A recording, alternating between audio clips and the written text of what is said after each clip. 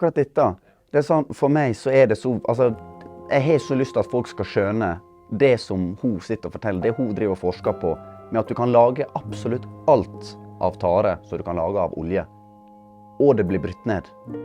Hvor mye plastikk har ikke vi som bare svimer rundt overalt, som vi ikke vet hva vi skal gjøre med en gang. Du hiver i bås og så sier du, ja, resirkulering. Jeg vet ikke hva som skjer med om det blir bronne eller hva. Spiller meg egentlig ikke noen rolle. Disse tingene kan vi ta tak i.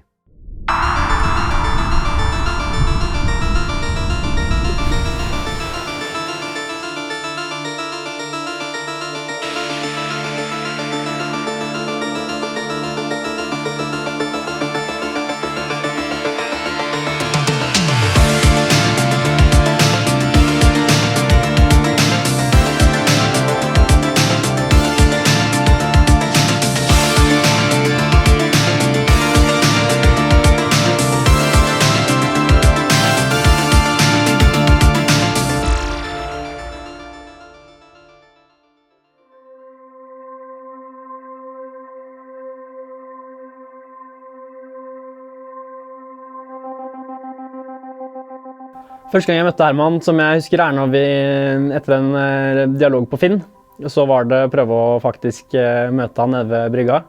Så til sider møtte han opp, og da kommer han like karismatisk som han alltid gjør.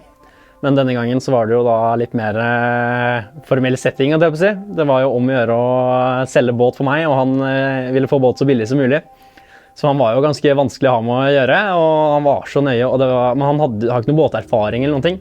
Så altså, jeg skjønner jo at ting tar litt mer tid og alt sånn, og han stilte jo en trillion spørsmål.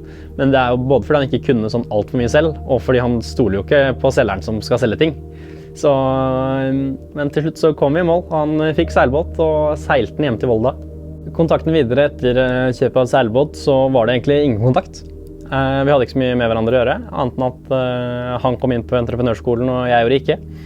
Men vi tok opp kontakten igjen og kom godt overens. Og så en dag, så etter at han hadde fortalt om dette tareprosjektet sitt på en sosial greie vi hadde med dette miljøet, så spurte han om jeg ville ta en kaffekopp. Til den kaffekoppen så ble jeg med og skulle være med i en litt liten rolle i teamet og jobbe litt med utviklingen. Og så på sikt så ble jo det bare større og større og større. Gratulerer både Versero og Kelpino. Vi fant ut at, eller før sommeren, at vi trengte en CFO-COO-rolle inne i teamet for å ha litt styr på det finansielle og organisasjonen generelt. Så da hadde Johan tatt kontakt med Herman og sagt at dette noe jeg synes kult. Jeg vil gjerne være med. Måten jeg møtte han Johan på var jo gjennom å bygge elektriske superbiler for Revolve NTNU. Da jobbet vi 40 pluss timer frivillig i tillegg til skole for å bygge racerbil. Og Johan har gjort dette der 2 år på rad. Fullautonome racerbiler. Hvor kult ikke det? Og teknologien og samhandlingen med en organisasjon på over 80 stykk, det som skjer der, den dynamikken, det helt unikt å få oppleve som student. Overgangen fra Revolve til Kelpinor kom egentlig ganske naturlig, fordi i Revolve så fullførte vi prosjektet. Jeg ledet selvkjørende prosjektet, hvor vi kom på 5. plass totalt i Tyskland i fjor. Som en ganske stor egentlig bragd, spesielt gitt omstendighetene de siste årene. Og så startet jeg her på entreprenørskolen, hvor jeg ble gjenforent med Herman. Og egentlig sakte, men sikkert innså at tare var mer interessant enn det jeg hadde egentlig forventet.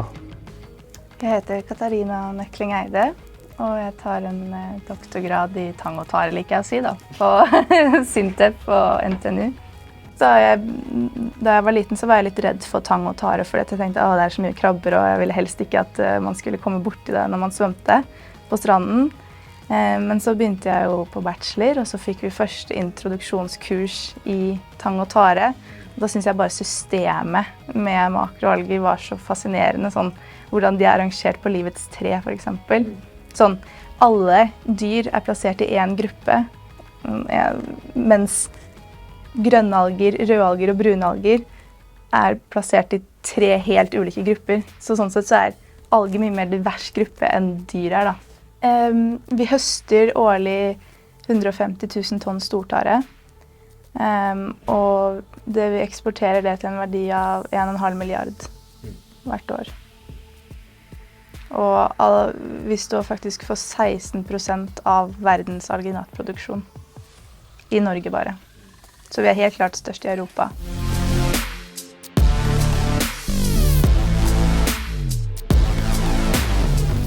Navnet Kelpinor var det Herman som kom med. Han var veldig opptatt av at vi skulle ha kelp, som altså tare på engelsk. Og han ville gjerne ha med et eller annet med i nord. Oi, oi, oi. Ja. Altså, det som fordelen med å dyrke tare, det at altså, det behøves 0 landareal for å dyrke det.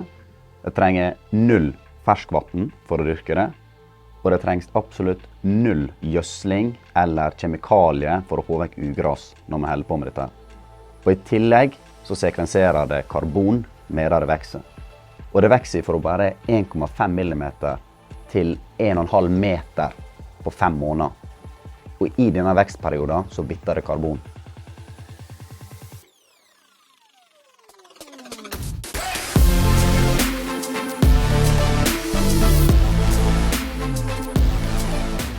Tare en ganske viktig sånn karbonfangst. Nå snakker jeg ikke om dyrka tare, men bare fri tare. Så ca. 170 millioner tonn tare synker til bunn hvert år. Og egentlig bare fanger karbon. Så det viser en veldig viktig sånn, måte, altså egentlig bare en del av liksom, karbonsyklen. Da. Og det jo sånn olje ble til. Det ikke så mye dinosaurer som ligger under der, det mest tare som blir pumpet ut av bakken. Utfordringene med å gro tare ganske mange. Det jo altså sånn, casen i seg selv jo ganske økonomisk krevende. Det mye dyrt utstyr. Altså, hvis man skal utvikle software, så jo det klart at det dyrt, ja, fordi utviklere og konsulenter og alt sånn kjempedyrt. Taretråling jo det andre alternativet til å produsere tare i dag.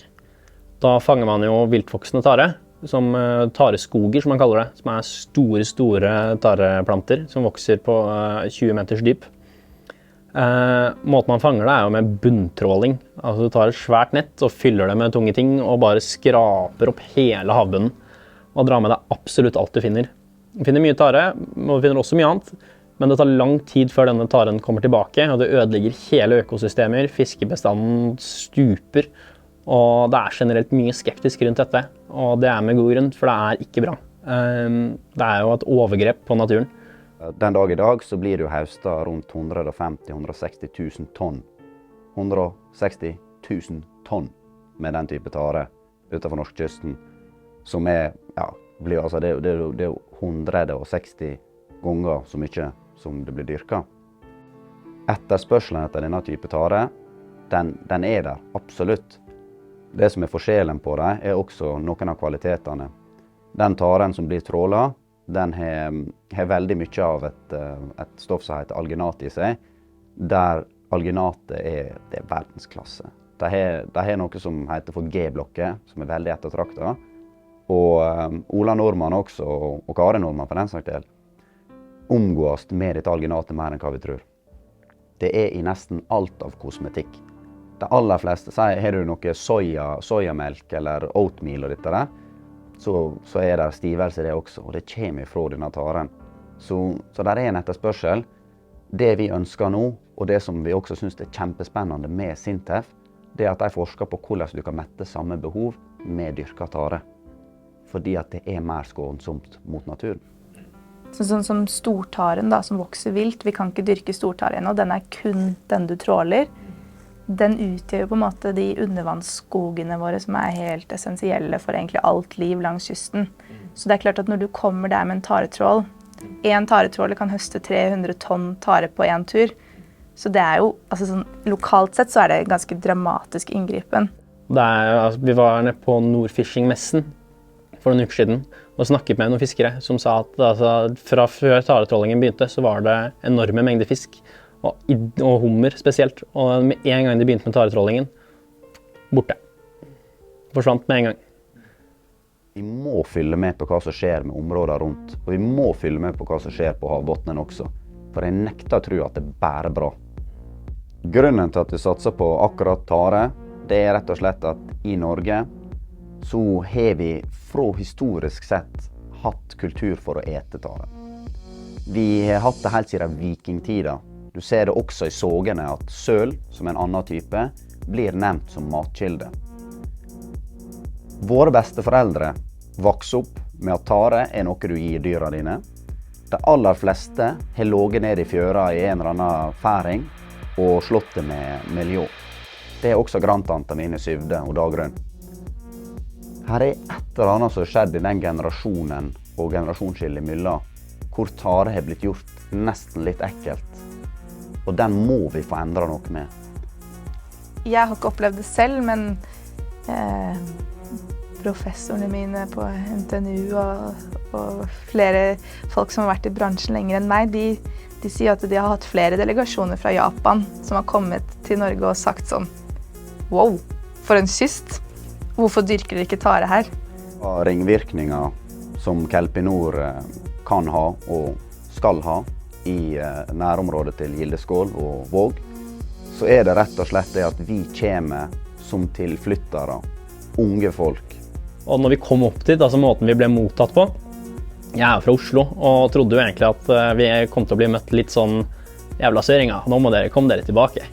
Men alle var så sykt åpne og bare sa, ja, men dette her må dere få til, dette er dritkult, vi har troen på dere, og ble invitert bort på den lokale rekebåten for å ta en pils og spise litt reker der første dagen, og altså, uten at vi har kjent det i det hele tatt. Stoppet innom en lokal mekaniker, for han så han hadde en båt på gårdsplassen, og for å spørre liksom, ja, hva er greia med den? Og han var jo kjempehyggelig, så vi snakker jo fortsatt med han. Alle vi møtte der oppe var så sykt imøtekommende og hyggelige folk. Så det at man kan bidra der oppe er virkelig kult. Og det handler om at det kommer til å bringe inn arbeidsplasser, og det kommer til å bringe inn investeringer i på en måte, produksjonskapasiteten. Det betyr at du må ha en det er ganske omfattende størrelse på de tingene vi snakker om. Og er det en ting som tiltrekker seg mer unge folk, så er det nettopp unge folk. Der er noen som må ta denne satsen, det er noen som må hoppe på brettet og gjøre det. Altså, for oss så er jo sånne gründerånder litt av årsaken til at vi driver med den forskningen vi driver på med. For vi er opptatt av at vi skal gi taredyrkerne et marked, så de kan få solgt taren sin. Sånn at det kan faktisk bli en del av norsk økonomi, da, taredyrking. Sånn at vi synes det er veldig, veldig inspirerende med gründere. Det som er blitt gjort i Kelpinor på veldig kort tid, det er veldig imponerende. Det er veldig rask prototyping, veldig sånn der get shit done type attitude, da. Og det er veldig gøy. Det gjør det veldig inspirerende å være med og løse problemene. Da. Jeg tror at alle prosjekter eller oppstarter de trenger en sånn drivmekanisme. For oss er det Herman. Herman er på en måte visjonæren som hele tiden ser liksom, faen, hvor stort kan dette bli, ikke sant? Altså, her er det mulighet, og det er han som har stanget hodet i veggen i 2 år for å få startet det her. Kelpinor om 5 år er en global aktør. Vi kommer til å ekspandere langs hele kysten med hovedfokus nordover. Og grunnen til dette her er at man må være helt ærlige om den globale oppvarmingen, der det med stor sannsynlighet kommer til å bli en nordvestpassasje som kommer til å åpne for mye trafikk i de nordligere regionene. Vi har det levende gullet i laksen. Vi har det svarte og flytende gullet i oljen. Nå er det på tide at vi hopper på og får fram det veksende gullet, nemlig tare.